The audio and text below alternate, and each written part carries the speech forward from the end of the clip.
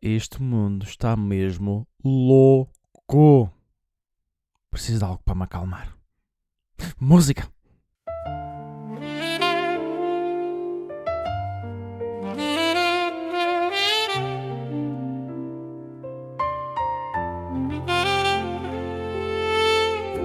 O jornal aberto, a chávena a arrefecer, o gato a fingir que vai escrever. Sabemos fazer letras como pedra brunhosa, sem saber bem o que são. Bem, vou beber uma gasosa. É isto e não passa disto. A vida é um guião nunca previsto. É isto e não passa disto, mesmo quando insisto. Porquê? Não se pode. Parte 2. Hoje, meus amigos, vamos falar de um crime tão estranho, tão absurdo e tão completamente fora da caixa que eu tive de reler a história 3 vezes para garantir que isto não era uma sátira. Mas não é uma sátira. É real.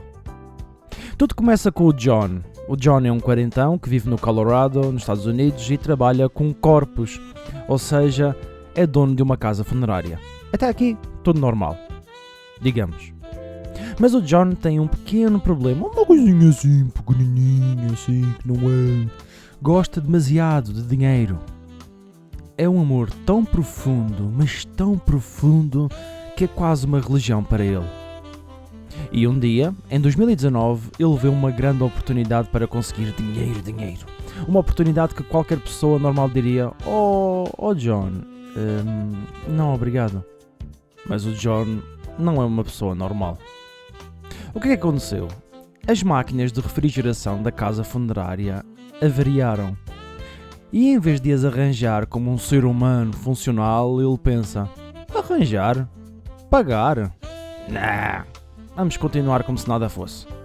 E pronto, continua a receber corpos, continua a cobrar, continua a fingir que está tudo bem, e como não está a gastar dinheiro em reparações, começa a lucrar.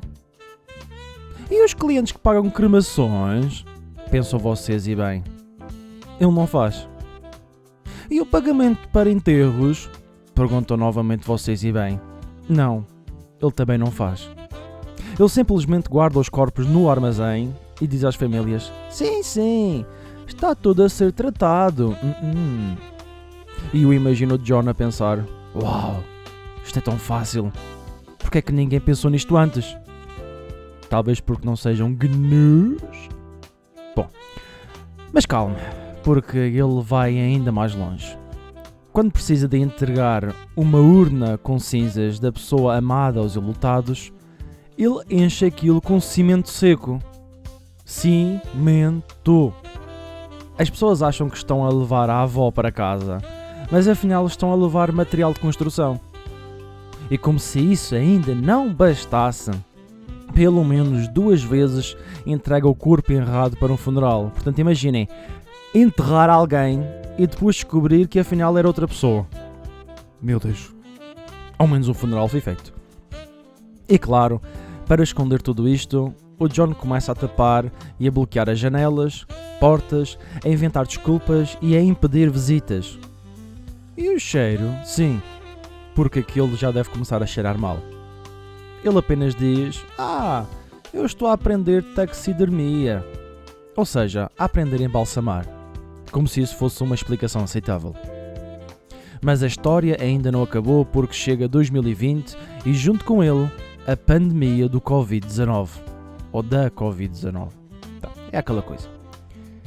E com a pandemia chegam os PPP Loans, ou seja, os Paycheck Protection Program, um programa de apoio financeiro criado pelo governo dos Estados Unidos para ajudar empresas a manterem-se abertas e pagarem salários durante o caos da Covid. Na prática, eram empréstimos que, se usados corretamente, acabavam por ser perdoados. Ou seja, dinheiro que, para muitos negócios, era praticamente gratuito. E o John pensa: dinheiro grátis. E nem gosto muito disso. Para mim. Não se fala mais nisso, vamos a isso. E ele e a sua esposa, a Carrie, sim, que também já estava metida nisto até ao pescoço, começa a enviar pedidos de apoio com informações falsas.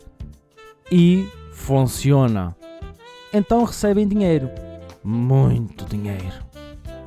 E o que fazem com esse dinheiro? Arranjam equipamento de refrigeração? Não. Melhoram o serviço? Claro que não. Compram carros de luxo, viagens, compras de marca, até tratamentos estéticos com laser. Tudo isto enquanto continuam a gerir o funeral home, ou seja, o armazém onde eles jogam os defuntos em sacos, como se fosse um depósito clandestino. E como já não tinham espaço, acabam por comprar outro funeral home com dinheiro do governo, porque, sejamos sinceros, quando se está a cometer crimes, o ideal é expandir o negócio, não é? Pois. Mas em 2023, tudo começa a desabar. E não foram os corpos que estavam empilhados em cima uns dos outros. Alguém liga para as autoridades a queixar-se de um cheiro assim horrível vindo do funeral home. Funeral home esse que eles diziam que era ecológico. Diziam eles? Sim, porque esta gente era ecológica. E quando o Estado decide investigar, o John tenta injetar outra vez a desculpa da taxidermia, mas desta vez não pega. A polícia obtém um mandato, o FBI aparece e quando entram, meus amigos, nos armazéns, encontram um cenário absolutamente caótico com 190 corpos armazenados de forma completamente imprópria. Foram anos de negligência escondida. É claro que o John e a Carrie entram em pânico e fogem para Oklahoma. Mas como o FBI não é uma empresa de entrega de encomendas, eles rapidamente encontram o local onde eles estavam e são presos. E já agora, uma pequenina curiosidade. No Instagram da empresa deles, sim, eles tinham Instagram, começa a aparecer comentários de clientes furiosos a perguntar: o que fizeram ao corpo da minha mãe? E sinceramente, não há resposta que resolva isso.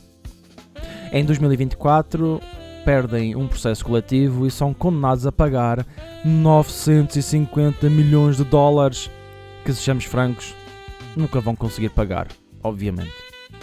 E no processo criminal, o John apanha 20 anos de prisão e a Carrie ainda aguarda a sentença.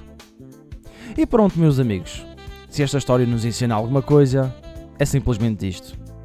Nunca confiem num funeral home que diz que somos ecológicos, mas que cheira a bodão. Se alguém vos disser que está a aprender taxidermia, desconfiem.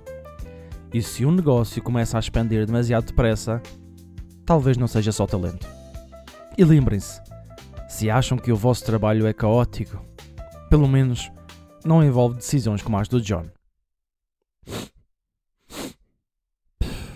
Que cheiro! Fui eu. É isto e não passa disto. A vida é um guião nunca previsto. É isto e não passa disto. Mesmo quando